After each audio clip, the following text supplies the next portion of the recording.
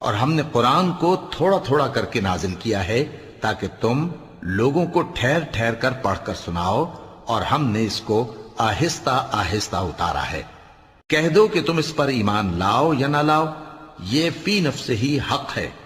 جن لوگوں کو اس سے پہلے علم کتاب دیا گیا ہے، جب وہ ان کو پڑھ کر سنایا جاتا ہے تو وہ ٹھوڑیوں کے بل سجدے میں گر پڑتے ہیں اور کہتے ہیں کہ ہمارا پروردگار پاک ہے، بے شک ہمارے پروردگار کا وعدہ پورا ہو کر رہا، اور وہ ٹھوڑیوں کے بل گر پڑتے ہیں اور روتے جاتے ہیں، اور اس سے ان کو اور زیادہ عاجزی پیدا ہوتی ہے۔ کہہ دو کہ تم معبود برحق کو اللہ کے نام سے پکارو یا رحمان کے نام سے، جس نام سے پکارو اس کے سب نام اچھے ہیں،